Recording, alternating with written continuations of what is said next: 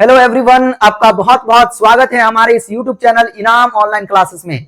तो समीकरण हल करने के पांचों विधि में हम आज समझेंगे पांचवें विधि, जिसका नाम है अनुपात निर्णय विधि, जिसे बाय रेशियो डिटर्मिनेशन भी कहते हैं। और हमने पूरा का पूरा इस पे चारों विधि कंप्लीट करवा दिया है। उसका लिंक मैं डिस्क्रिप्शन बॉक्स में दे दूंगा, वहां से आप इसे जाकर के देख सकते हैं और इस पांचों विधि को सीख सकते हैं। आज हम लोग पांचवें विधि को देखेंगे, तो चलिए शुरू करते हैं और समझते हैं। पांचवा विधि अनुपात निर्णय विधि है। अनुपात निर्णय विधि में क्या करना पड़ता है, केवल आपको इतना चीज समझिए कि आपको अचर पद को गायब करना होता है, लुप्त करना होता है, हटाना होता है। हमने एक प्रश्न लिया है, इस प्रश्न में आप बड़ा ही ध्यान से देखिए कि अचर पद क्या है। तो ये 10 और जो 2 देख रहे हैं, ये एक अचर पद है। क्या है?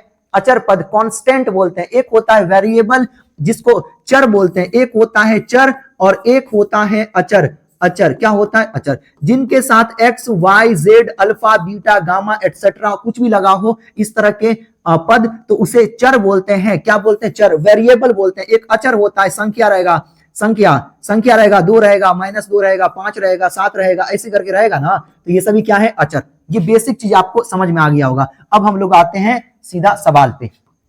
यहां से हमने एक प्रश्न लिया है। इस प्रश्न में इसे मैं समीकरण 1 मानता हूं और इसे मैं समीकरण 2 मानता हूं। हमें बताइए कि मैं इसके चर पद को कैसे गायब कर सकता हूं, हटाना है, काट देना है। आप बताइए हमें, ये क्या है? 10 है और ये क्या है? 2 है। तो 2 को क्या 10 बनाया जा सकता है? बिल्कुल बनाया जा सकता है। अगर मैं 5 से गुना कर दूं, अगर मैं 5 से 2 को गुना कर दूं तो 10 बन जाएगा। 10 10 क्या हो जाएगा? चिन्ह का परिवर्तन करने पे खत्म हो जाएगा, कट जाएगा। तो मैं क्या करने वाला हूं, मैं समीकरण 2 को, अब एक चीज आपको लेकिन याद रखना पड़ेगा, केवल मैं 2 से गुना नहीं करूंगा, दोनों तरफ करना पड़ेगा। ठीक है, दोनों तरफ 2 से गुना करना पड़ेगा, ये नियम है। तो आपको लिखना पड़ेगा समीकरण इस तरह, समीकरण 2, समीकरण तो पूरा हो गए तो आपको केवल इतना लिखना, समीकरण 2 को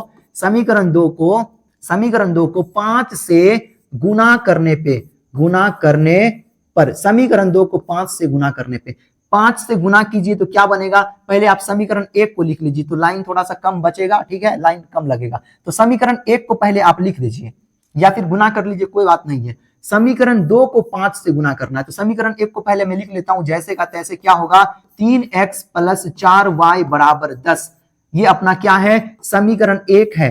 अब समीकरण 2 को 5 से गुना करना है, तो 2 को 5 से गुना करने पे क्या बनेगा? 2 क्या बनेगा? 5 दूना क्या बनेगा? 10। और x है तो x दीजिए, माइनस है तो माइनस दीजिए। ये 5 को इसके साथ भी गुना करना पड़ेगा, तो 5 को 2 से गुना करने पे क्या बनेगा? 10। और y है तो y दीजिए, बराबर दीजिए। इस 5 को इस 2 के साथ भी गुना करना पड़ेगा, तो 5 दूना क्या बनेगा? 10 बनेगा। ये अपना क्या है? समीकरण 2 है। तो आपको याद रखना है, अगर बताइए हमने समीकरण 2 को क्यों गुना किया? क्योंकि समीकरण 2 का जो अचर पद है वो कम है।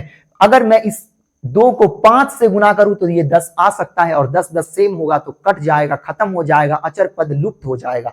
तो देखिए, अब देखिए, इस तरह आपको लाइन डालना है और चिन्ह का परिवर्तन करना है। ये +10x है तो यहां माइनस हो जाएगा। ठीक, ये माइनस में है तो प्लस हो जाएगा। ये कुछ नहीं तो प्लस में, ये भी प्लस में था। ठीक, तो ये माइनस हो जाएगा। ये प्लस और ये माइनस खत्म हो गया। बस यही तो करना था, इसी को तो लुप्त करना था। -10x में से 3x गया तो -7x बचेगा। ठीक, +10y और 4y तो +14y बराबर में कुछ नहीं तो 0। अब बताइए, माइनस, अगर मैं क्या करूं, -7x को उस साइड भेजूं तो ये 14y ऐसे ही रहेगा। -7x उस साइड गया तो +7x होगा कि नहीं होगा? अब यहां से कुछ और मानना पड़ेगा, कुछ और चर को आपको मानना पड़ेगा। 14y = 7x हो गया, बराबर में आप k दे दीजिए और लिख दीजिए माना। हमने इन दोनों को, सुनिए, 14y = 7x है ना, 14y = 7x है, बराबर देना है और k मान लेना है। क्या करना है? मान लेना है। क्यों मानना है? क्योंकि यहां देखिए, ये इसके बराबर भी होगा, ये इसके बराबर भी होगा। यहां से आप क्या कर सकते हैं? x और y का मान निकाल सकते हैं। तो ये इस प्रकार आगे बनेगा। आगे क्या होगा? ये 2 भागों में बट जाएगा और क्या बनेगा? 14y = k, इस तरह 14y = k। ये इसके बराबर तो ये भी तो इसके बराबर, तो इधर क्या बनेगा? 7x बराबर में k बनेगा। क्या ये चीज समझ में आया? यहां से अगर मैं y का मान निकालूं, k ऐसे ही रहेगा, जो गुणा में होता है वो बट्टा के नीचे। यहां से x का मान निकालूं तो k ऐसे ही रहेगा, जो गुणा में वो बट्टा के नीचे। अब देखिए आप कहेंगे सर एक्स वाई का मान क्या निकल गया? नहीं, जब तक ये चर नहीं हटेगा पूर्ण रूप से अभी आंसर नहीं आया है, ठीक है। तो अब मैं क्या करूंगा, ये x और y के मान को समीकरण 1 या 2 में आप रख सकते हैं, मैं 1 में ही रख लेता हूं। तो यहां पे अपने को लिखना पड़ेगा, इस तरह मैं थोड़ा सा ऊपर कर लेता हूं, इस तरह आइए यहां पे। अब आपको इस तरह लिखना पड़ेगा, समीकरण 1 में क्या लिखना पड़ेगा, समीकरण 1 में x और y के मान को रखने पर, तो इस तरह लिखना पड़ेगा, इस तरह। अब समीकरण 1 में, समीकरण